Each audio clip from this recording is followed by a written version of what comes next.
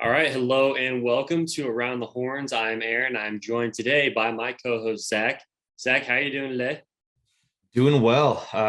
Excited for another big weekend of baseball coming up. So looking forward to it. Yeah, it's definitely going to be a big weekend. It needs to be one for Texas. Since our last show, the Longhorns have gone 2-3 against Kansas State and Air Force. Not exactly what the fans and players were expecting out of that stretch against opponents that on paper were not supposed to be too difficult, but they ended up taking three games from Texas and really setting them back there. So just like your overall first impression right now of what the heck is going on. We know it's been more of the same of as far as what's been hurting this team, but just it's starting to become more frustrating and more concerning because we're getting deep into the season. Yeah, the thing to me at K-State that happened was in two back-to-back games, Texas bullpen came in and they had been doing pretty well. Like we had even highlighted in the last show that they really had only given up 2 or 3 runs over 13 innings. But in back-to-back outings, they came in and immediately gave up a multi-run home run Yep. to the opposing team. That simply cannot happen. I don't care if you hit the guy. I don't care if you throw it to the umpire. It doesn't matter, but just do not give up a backbreaker like that because you swing all momentum. And as we both know, baseball is a momentum game. That's massive. Losing Melendez for those 2 games, I think was also I think it kind of threw off the entire team, just not having EK out there, not having Melendez out there, not having Witt. I think the team was just like, it kind of hit him like a brick wall. Like, oh shit, what do we do here? So, Yeah, like the sky is just falling. You start to get really concerned overall. You mentioned it with the relievers. It was Southard and then it was Cobb. First guy out of the bullpen is one of the most important things for a reliever, and you really got to come in focused and get that guy out. And both times, home runs to dead center field, just not what Texas was looking for. It's been tough out of the bullpen. This stretch recently has reminded me of the one back in early March when Texas lost 4 out of 5 games. They lost the midweek to Texas State, lost 2 out of 3 to South Carolina in South Carolina, and then lost that game to the College of Charleston. So it's pretty similar as far as how bad it's been, but this most recent stretch is a little more concerning just for a couple of reasons, mainly because there's less time to improve. When we were back in March, we were like, oh, this is horrible, but Texas still has some time to figure it out. They can turn this around. They have so many games left.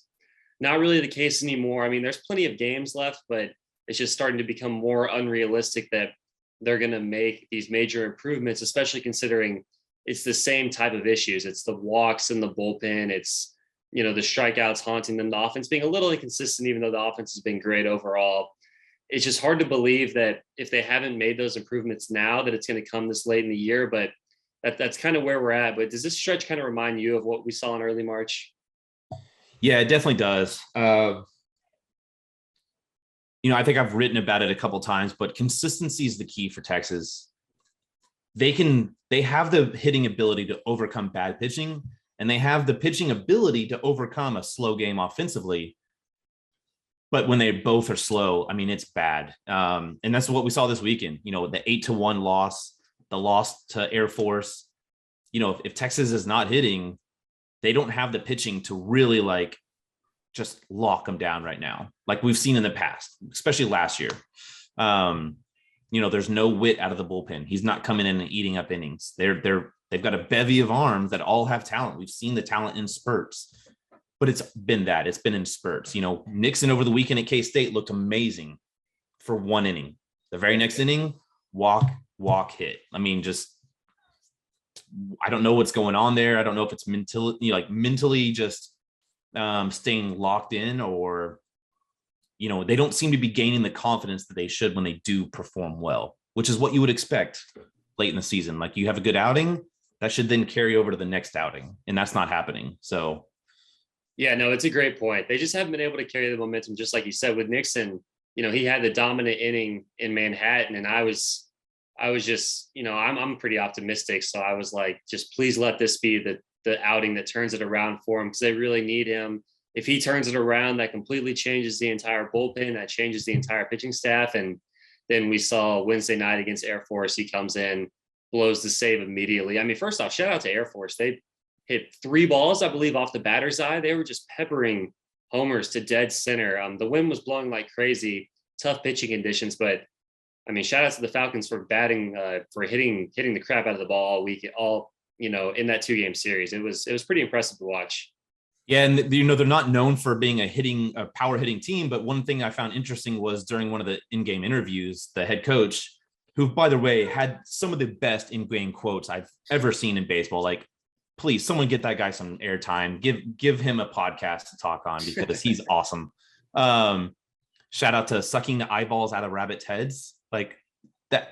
We're not in Louisiana. When is that ever going to be said?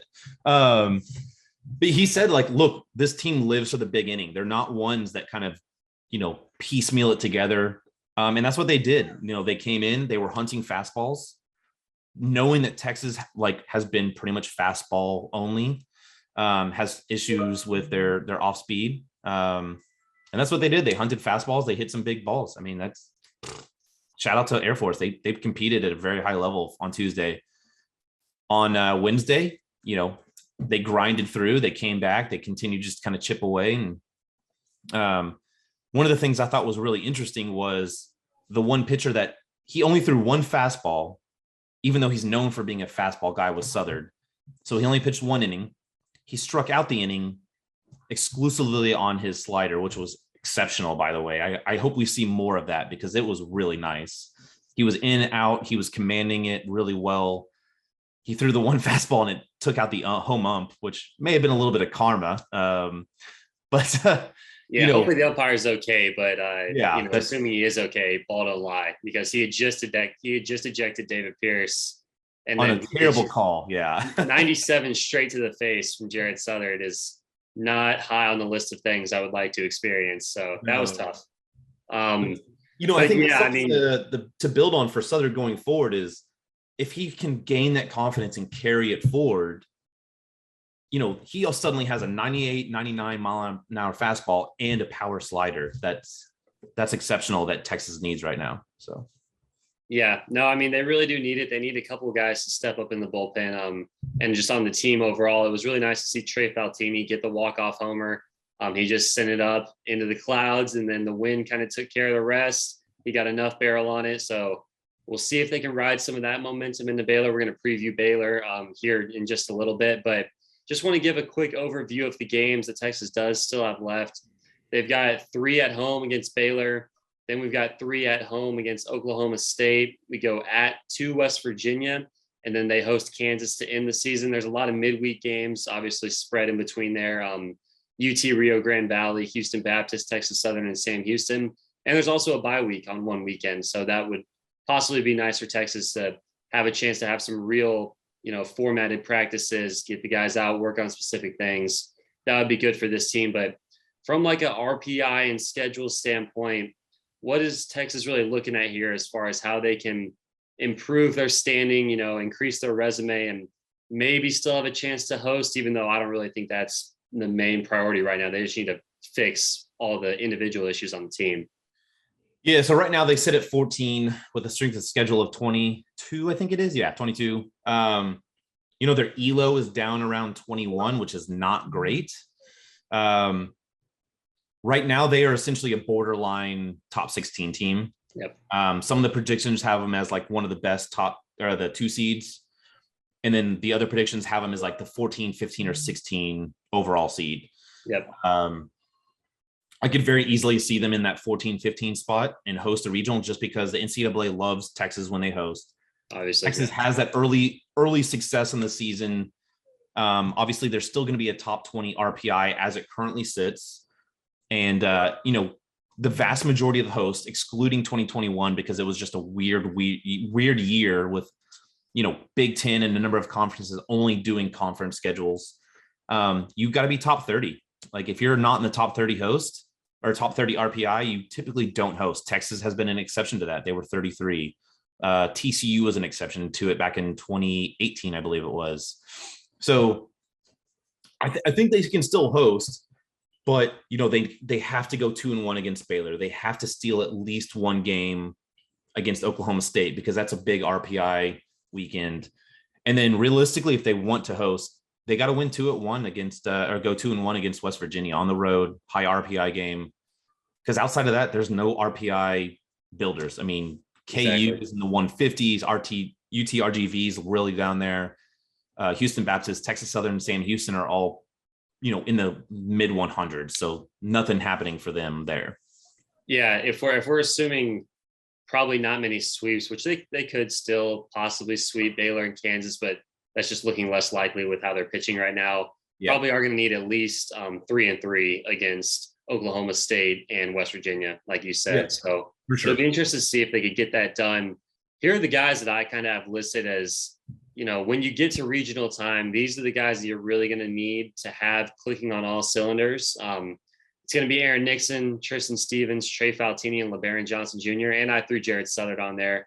He looked really good on Wednesday. Hopefully he can build on that. But with Nixon, obviously it's starting to get late. It's starting to become a little unrealistic that we're going to get 2021 Nixon back this year. Maybe you can get it back in the offseason. But I'm never going to say never with the reliever, just because I still believe things can change on a dime. And he at least now has had a couple of positive outings in his last few. So I'm not going to give up on him.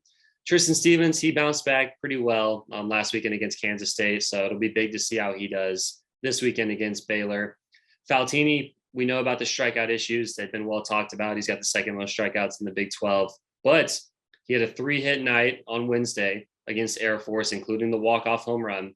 Hopefully that can build a lot of momentum for him. And then I'll let you talk about your guy, LeBaron Johnson, who just keeps steadily improving. He's got this stuff, and the command is just slowly coming along where they might start to give him more innings.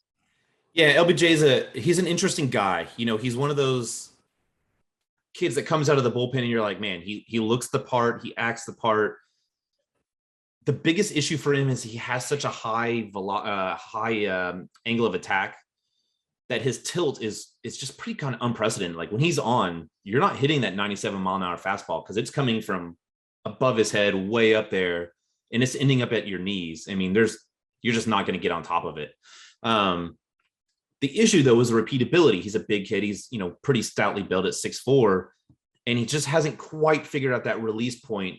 And so he spikes the ball down in the dirt quite a bit. But he's looked really good. He hasn't given up a big inning. He hasn't really just kind of melted down. And so I think as his confidence continues to build, I think him and Southard are going to be really the two linchpins in the bullpen for Texas going forward, in addition to Harrison, who's been pretty steady all along.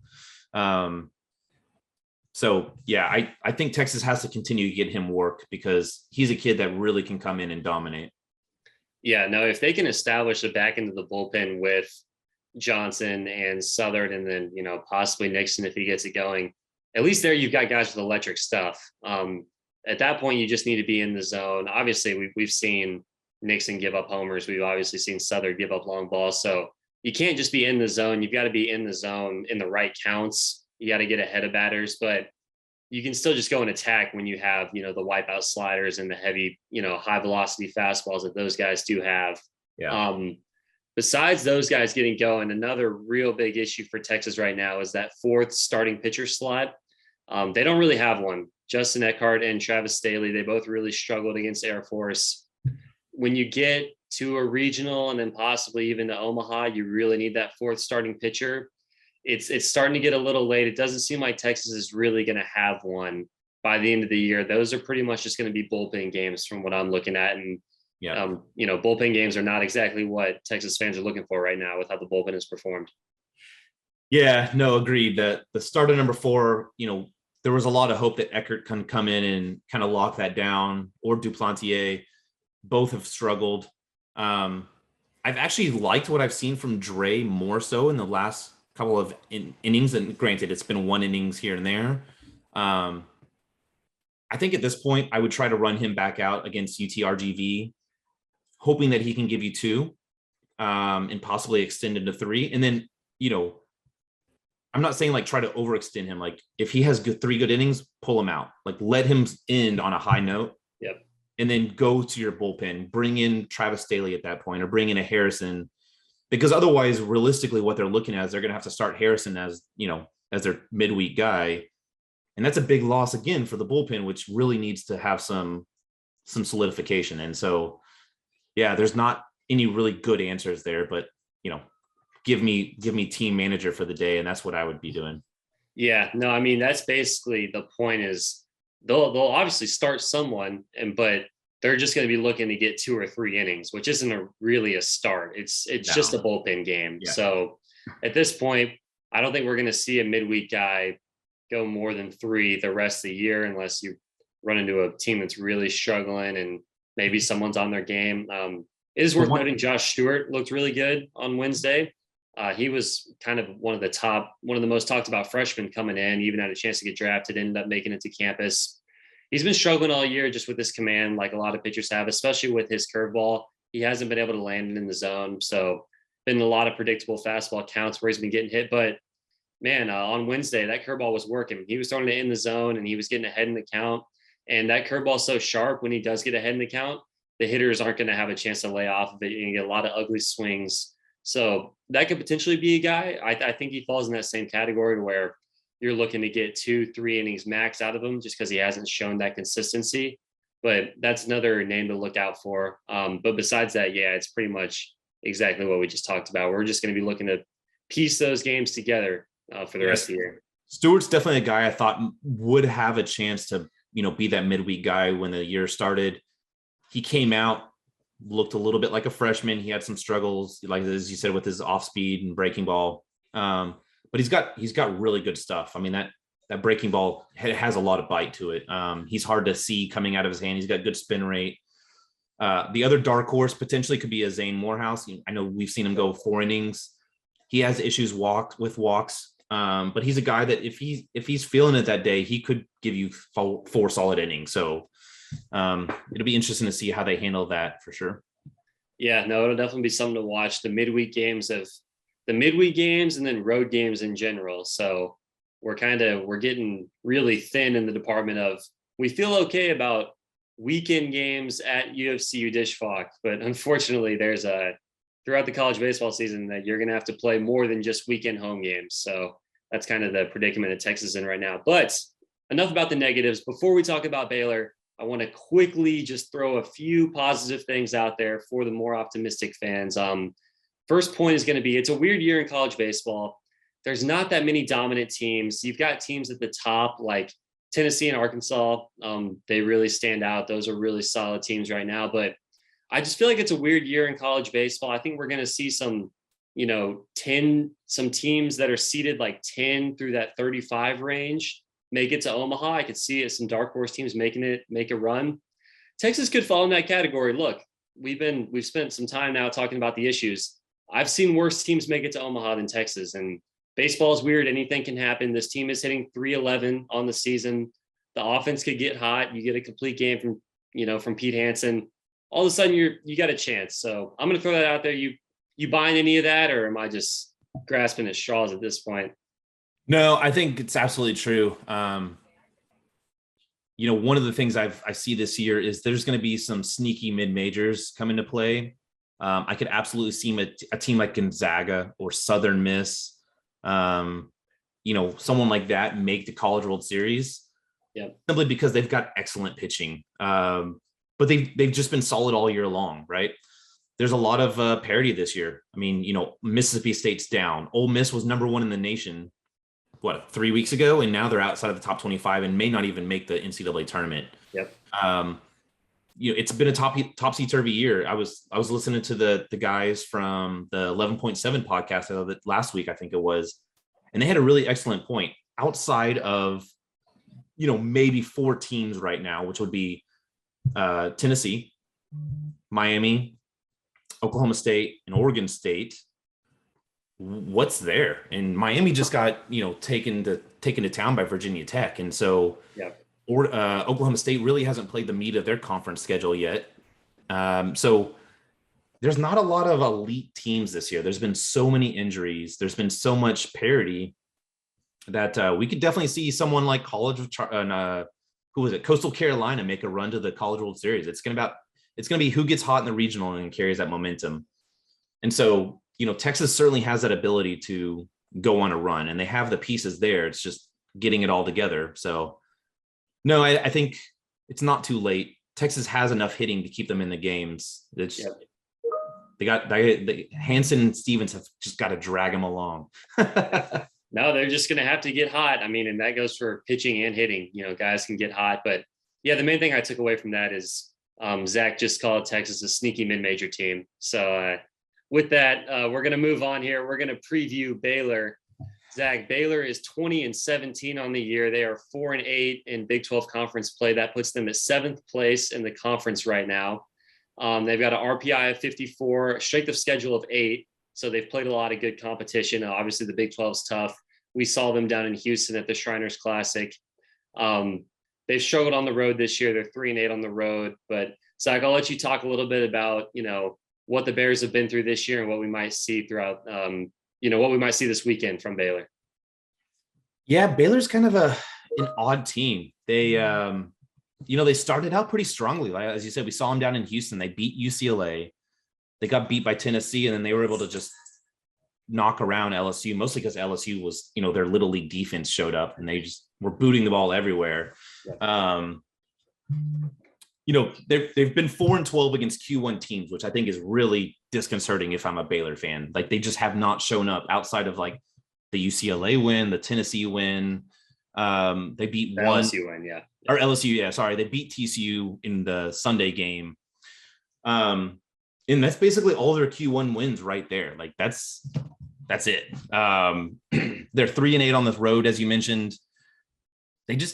This has not been the year that everyone was expecting out of Baylor. They had pretty high expectations for the top of their lineup.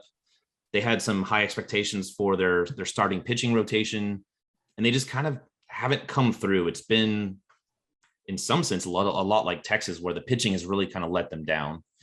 They play a lot of close games. If you look at their scores, it's not like they're getting blown out, but especially on Friday nights when their ace Tyler Thomas is pitched. But again, they've gone 1-2 against TCU and 1-2 against OU, 0-3 against West Virginia, and then they were able to batter around Kansas this past weekend, which is even more disconcerting because if you look at that schedule, they still have Texas, they still have Texas Tech, yep. They still have Oklahoma State. I mean, not a lot of good news for Baylor fans right there. So certainly not what they would have expected to see. As a pitching staff, as I said, the senior left-handed pitcher, Tyler Thomas, who we saw down in Houston, was absolutely phenomenal against UCLA and really, to be honest, kept them in that game. He's going to be a problem. A little bit of news on him, though. He did sit out last week against Kansas and did not pitch. Come to find out today, he's going to pitch on Sunday, which I think is pretty interesting. I don't know. I know last in 2020, he had an issue with his shoulder. I don't know if there's a flare up there, if he's just some soreness, it's a grind, right? But he's a 1.97 ERA guy who's, I think you said, easily in first place in the Big 12. Yeah, by far. Yep. He's a high strikeout guy, 50 Ks and only 8 walks, but he's only 4-3 on the year. So they've played a lot of close games on Friday, but he's gotten beat pretty much every single one of them. So it's going to be a test to see what he can do on Sunday if there is, any issue with that shoulder. So the other guy to look out for is the A&M transfer, sophomore left-handed pitcher, Kobe Andrade. I believe you said he came off a complete game against Kansas, right? Yeah, just through a complete game. He gave up, I believe, 2 or 3 runs, but yeah, he went all 9. Yeah, and they won that game 19-2. So obviously their hitting came to play. Run support, yeah. But he's developed into a steady Saturday guy for them. He kind of started off in the bullpen and has just kind of worked his way into the rotation and not left. He's 3-1 with 10 appearances. He's got a 3.2 ERA. He's not a high strikeout guy. He's only got 14 strikeouts on the year and only 8 of them in Big 12 play. So that's an interesting, he obviously pitches more to contact, potentially like Tristan Stevens, but from the left-hand side. And then since Thomas has been moved back, I expect to see Rigney, who started in his place on Friday night. He, again, was mostly a midweek guy and a bullpen guy, but he's gotten a starts here and there. He's 2-1. He's got a 4.42 ERA. He's got 41 Ks though. So, he knows how to push it across.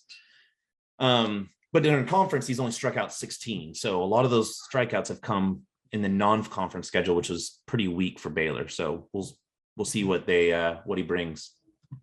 Yeah, no, I like all those points. It's going to be really important this weekend. If we haven't got the official matchups yet, but all indications are pointing to Thomas pitching on Sunday, which means Texas, you better win games 1 and 2, because a lot of the reason that Thomas, he hasn't racked up the wins like you talked about is because he's been going up against other Friday night guys. To where if it was Pete Hansen versus Tyler Thomas, it'd be like, all right, we're going to be out of here in 2 hours. Someone's going to win by 1 run. We'll see who it is. But on Sunday, they'll have the advantage. Just with the Texas bullpen being thin on Sundays. No shade towards Lucas Gordon. He's been awesome. I'm more just worried about the depth of who's left on Sunday after Lucas Gordon. So that'll be really important. You got to really put an emphasis on winning those first couple of games. Assuming Thomas is full strength, we'll see if he's at his normal pitch count, if he has his normal leash. But and Sunday will be interesting too, because Baylor, like Texas, played 2 games this week, although they did it a little differently. They played on Monday and Tuesday instead of Tuesday, Wednesday. Wow. Their bullpen has a little bit extra rest, but yeah, I mean, they've got a heavy workload as well right now. So it'll be interesting to see what the pin situation looks overall. Yep. And then as far as, the pitching goes for Texas against the Baylor hitters, Baylor's got some good hitters in their lineup. We've got Trey Richardson, Jack Pineda. All those guys have started every single game this year for Baylor. They're not a big power team. You have it listed. They've only hit 25 homers this year. But the wind has been blowing out like crazy at UFCU Dishwalk. I feel like I haven't been to a game there where the wind hasn't been blowing out since like Alabama. I mean, it's been crazy lately. It's been a hitter's park all year long. So we'll see if the home runs tick up. But I think against a team that relies a lot on building innings with multiple base hits, stringing together hits, you got to attack the zone and let the defense work. You can't walk people. It's kind of like the tale of the 2 Air Force games. Game 1, yeah, I mean, they let up 11 free passes on walks and hit by pitch. And then David Pierce talked to us after the game. He was like, they've got to get in the zone. They've got to attack in the zone, not worry about getting hit, just don't walk people. And then they come back the next day. Okay, only 2 walks, but you gave up 17 hits and a bunch of homers, and we might need a new batter's eye in center field. So they got to find the sweet spot. But I think against Baylor, who hasn't hit many homers on the year, err more on the side of attacking the zone and see what happens. Let Douglas Hodo run down some balls in center field and just kind of take your chances. But yeah, anything you want to add there for the Baylor hitters and their offense? Yeah, I would say, Trey Richardson, the uber athletic second baseman for Baylor, he came in the fall and was really kind of picked as that guy that's going to, be the next great infielder from Baylor. He's hitting 306 on the season. He's 5 for 7 on stolen bases. So not amazing numbers, but again, he's a guy that can absolutely hurt you. And I think in conference play, he's hitting like 340 or so. I mean, he's turned it on. The other guy that everyone has to watch out for if you're a Texas pitcher this weekend is the center fielder, Jared McKenzie. I believe he's the number 2 draftable prospect out of the Big 12. Again, center fielder's got a lot of speed. He's got power. Since he's gotten to conference play, he's really, really turned it on. The last couple games, I think he's hit 4 home runs of his, or he's hit 3 home runs of his 4 recently. So he's definitely a guy that they've got to, make sure they're not getting beat by one guy, but you also can't just pitch around him completely. So they've got to attack. They're not really a team that steals a lot. So it'll be kind of interesting to see what kind of offense they come and they bring. As you said, the wind has been a major factor this year at Dishwalk Field. So interesting to see. What do you got for predictions this weekend, Aaron? Yeah, so I finally missed one against Kansas State. They ruined my perfect streak. I said Texas was going to go 2-1. As we all know, they went 1-2. Back at the dish against Baylor, 7th in the Big 12. Even though Texas really just played pretty poorly against Air Force, I'm going to say 2-1. Likely winning Friday and Saturday, and then losing to Tyler Thornton on Sunday if he's full strength. But I'm going to go 2-1. I really like what I've seen lately from the middle of the order. Ivan has looked just like Ivan ever since coming back from that short stint on the bench with that shoulder injury. He looks great. Murph is quietly heating back up, and then Silas has been ripping the ball lately. A lot of quality ABs. Faltini had 3 hits on Wednesday. I'm not going to say, he's back all the way, but he might be heating up a little bit, which would be big for the offense. So I'm going to say the offense is good enough. Pete Hansen has a really big bounce back start, and I'm going to go 2-1. What about you? Yeah, I think 2-1's a really good prediction there. Yep. I think this is a team that could sweep Baylor, especially if Tyler is, having issues with that shoulder, specifically on Sunday. It's all about momentum, like we talked about. So if Texas is able to come down and have Hansen shut them down on Friday, Stevens can do his thing on Saturday. Maybe that's the kind of just kick in the pants that Texas needs to really drive and feed off to go for a sweep. But again, sweeping is hard in the Big 12, and I just haven't seen enough yet to say yes. So I think they do drop that Sunday matchup. The other thing to consider is, Texas, nothing against their leadership at all on the team, players wise, but like another point that I heard recently was that they're a very up and down team. And I think some of it has to do with their energy. Like they get super, super high, but then their super low is like, just drags them really far down. I think they got to work on that. I think they have to continue to kind of just be a little more steady, a little more, continue to grind, as they like to say. Because if they do that, they should be able to sweep this team this weekend. Yeah, no, I think it's a good call. It would be great to see a sweep. Maybe it'll happen. If so, it'll be, a much better mood on the show next week. So that would be great. But Zach, that's pretty much all we've got for Baylor. We'll see if our prediction comes true.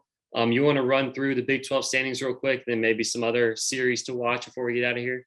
Yeah, for sure. Yeah, so the Big 12, it looks like this. Okie State sitting at 9-3. TCU is at 10-5. West Virginia is at 6-3. Tech is at 7-5. Texas is at 6-6. OU's at 4-5. Baylor's at 4-8. K-State's at 3-9, and KU's at 2-7. If you look at the standings, there's still a lot of movement that still has to shake out at the top. Texas is actually not as bad of a situation in the Big 12 as they probably think. But do they realistically have a chance at winning? No. They've lost 2 series. They're pretty much out of the running of winning the Big 12. But they could still grab a 2 or 3 spot, depending on how things shake out. Yep. And speaking of which, coming up this weekend, it's 5 versus 7. So Texas versus Baylor. But the big one's going to be Oklahoma State versus TCU. Again, a 1 versus 2. And then Tech is facing West Virginia in Lubbock. So there could be some big shakeups there where, depending on how it falls, Texas could easily vault into the 3rd or 4th spot if they're able to sweep. So we'll see what happens. But yeah, what are your thoughts on Big 12 standings right now? Yeah, I mean, like you said, a lot of those teams at the top, they're going to have to start beating up on each other. They haven't played each other a lot yet. We saw TCU, I believe, sweep Texas Tech, correct? Yeah, so a lot of weird things could happen.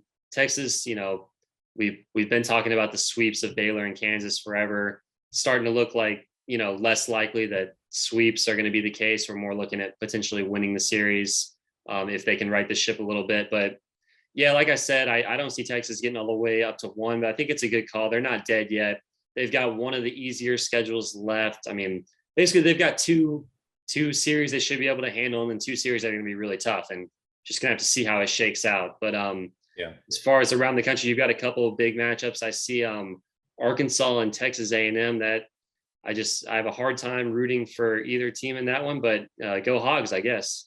Yeah, go Hogs at this point. A&M's gotten hot. Schlossnagle, I don't know what kind of magic he's working with that staff, but they suddenly are able to hit a lot, and they've been pitching really, really well, which is something that was going to be an absolute concern for them. That's a big series, because if A&M wins that series, or even, God forbid, sweeps that series, they suddenly start to look like not just a borderline team, but they start to look like a potential host. Don't say it. No. That's scary. I mean, their RPI is not good right now, but that's scary. Committee would do it, by the way, if Texas dropped to a 2 and A&M. I mean, they would do that. Yeah, for sure. The other big series that I like, I want to watch, is the Notre Dame versus Wake Forest. I've been really low on Notre Dame all year, and they've continued to kind of prove me right. So Wake Forest can hit the ball, and I think Wake Forest is something they can go in and kind of upset Notre Dame there. The other big series for me is Georgia, number 14 Georgia versus Alabama. Alabama obviously took 1 from Tennessee, but then lost the other 2. But Georgia gets Cannon back, which is huge. I mean, everyone right now in the Georgia program is probably like breathing easy because they got him back. If Alabama is able to steal 2 of 3, that again is just an RPI boost for Texas in their strength of schedule. Obviously, the Oklahoma State versus TCU, that's a number 3 versus number 21 in the nation. That's got hosting implications, national hosting implications, Big 12 implications. That's just a massive series. And then just a fun one is over back in the ACC is Louisville, who's 16 versus NC State. NC State's actually holds their own destiny right now in terms of their standings in the ACC. And then Louisville's been a little hot and cold. So another one with national implications if you start looking at top 16 seeds at the end of the year. Yeah, no, it's a good call. The ACC has been really crazy all year. I feel like we've switched who the best team is in that conference at least like 5 times this year. So it'll be interesting to see if that continues to be the case. But with that, I think it's time to get out of here. As always, please like, subscribe, leave some comments on this YouTube video on the Orange Bloods YouTube channel. Check us out on orangebloods.com, all the same content that we've been bringing all year. We've been bringing a lot of stuff. Hopefully everyone's enjoyed it. We're going to continue to do it throughout the rest of the season. Follow us on Twitter. You can find me at Aaron Little OB. You can find Zach at the Dish. And yeah, Zach, you got anything else to say to the people before we get out of here? No, just I think Occupy Left Field said it best when they sent out a meme of the show from the episode, the scene from Wolf of Wall Street. We're not leaving. The Texas has to have that mentality. We're not leaving. So yeah, no, the fans have been great. Should be. I expect a strong showing from the fans, even from the recent struggles. So hopefully Texas can ride that momentum, and then maybe we'll be back next week talking about a potential sweep. Hopefully at least 2 out of 3, but we will see. It remains to be seen. But with that, we'll get out of here, and we will see everyone next week. Hook 'em. Hook 'em.